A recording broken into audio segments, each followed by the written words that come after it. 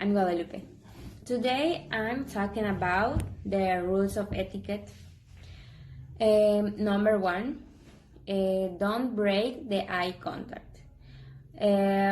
When you're about to cheers, it's customary to do the deed with every single person around the table, but you have to look them directly in the eye when you do it.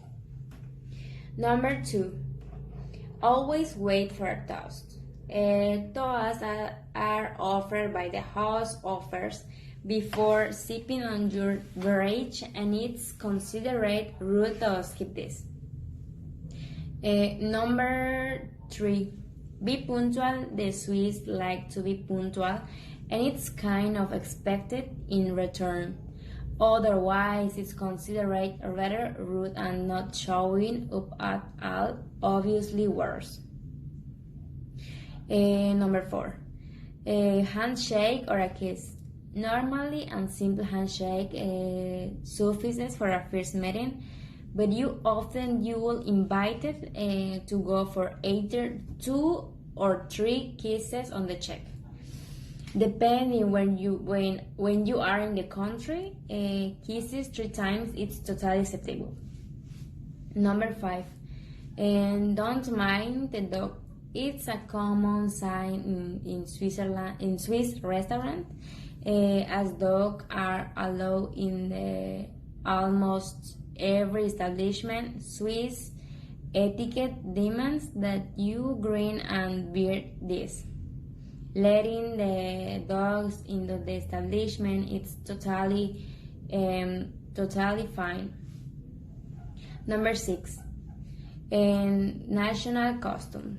The national costume of Switzerland is versatile but made in the same style, but modest, eccentric but balanced, convenient but beautiful. Such a style of clothing is typical for the North Europe. Number 7, cheese fondue. Is a traditional plate of Switzerland and is made with melted cheese and bread cubes. Hi, I'm Brisa, and I'm going to talk about the neutral laws in Switzerland. The number 1 is that you can urinate after 10 p.m. standing up. This only applies for men, obviously, but apparently this act causes a lot of noise and it could disturb the people who are sleeping, so you can do it. The number 2 is that you have to pay a tax for your dog. Yes, the dogs are taxed in Switzerland. It also depends on the size of your dog. If it's small, medium, or large, big, that's the amount of money you will pay for your dog. So the number 3 is that you can cut grass on Sundays. In Switzerland, Sundays are like sacred because it's the day that most of the people get relaxed. So cutting the grass is an act that could make a lot of noise, so you must avoid it on Sundays. The 4th is that you must fear nuclear doom.